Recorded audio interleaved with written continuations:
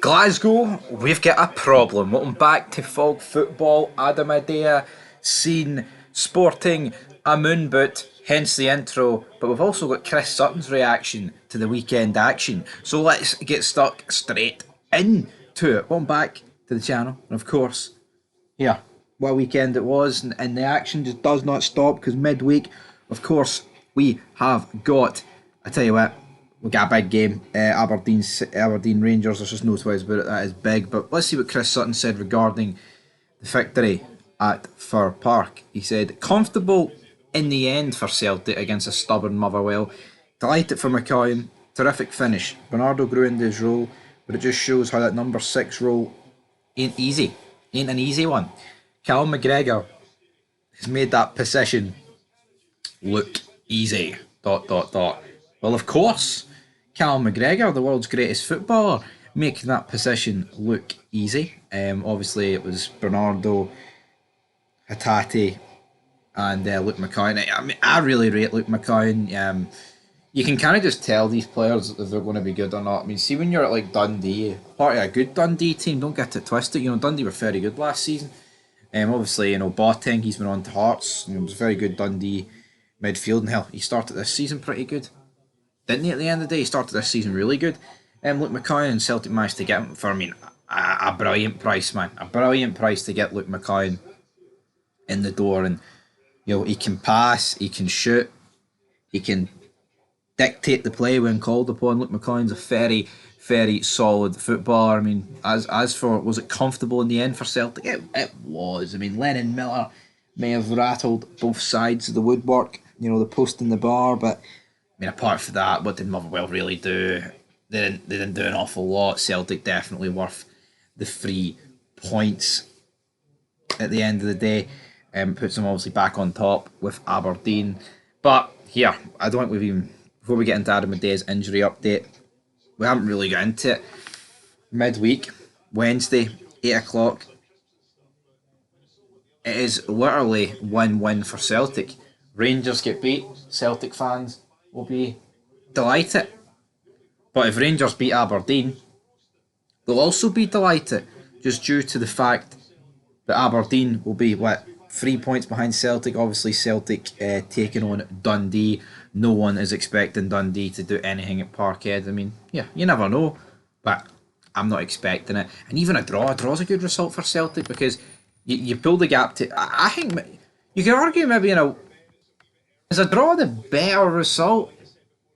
Because you extend the gap to Rangers to 8 and you pull 2 points on Aberdeen. I think you could argue that a draw is the best result for Celtic, but here I've seen things floating about on TikTok, man. It's like, oh, here,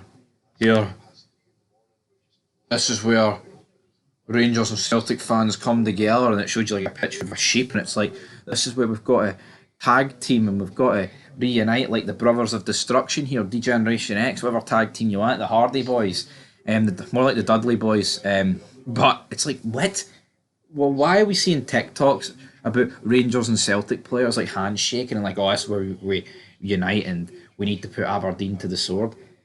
As I touched upon in a previous live stream, I think every Celtic fan wants Aberdeen to beat Rangers because every Celtic fan, you know, there will be the small minority that just want, you know, a more comfortable gap at the top of the league.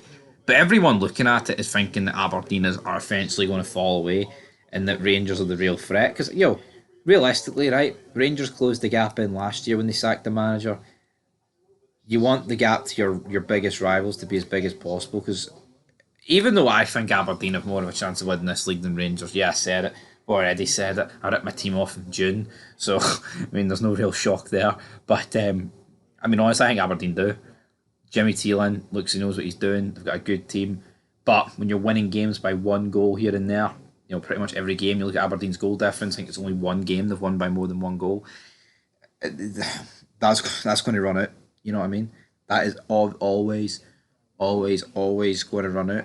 But you know, at the same time, if Aberdeen are within like 3 points of Celtic, or hell, a couple of points ahead going into January, if there was ever a time for Aberdeen to strengthen and like spend some serious money to give it a good attempt, mean, even if they're within touching distance of Rangers still by January, which I think they will be, I'm not saying I'd be shocked if Aberdeen were ahead of Rangers or Rangers were ahead of Aberdeen, but I think come January, man, there won't be many points in the battle for second between them. But anyway, moving on here, there's a lot more to talk about the top three in Scotland for in the preview show, which we'll get into, of course, at a later date. Probably tomorrow morning there is a full list of Scottish Premiership fixtures, of course, all quarter day apart from Aberdeen Rangers. And then on Tuesday, tomorrow night, we've got Dunfermline, Livy, Greenock, Morton, Queen's Park, Raith Rovers, Airdrie. So a lot of action to look forward to. But as for Adam Idah,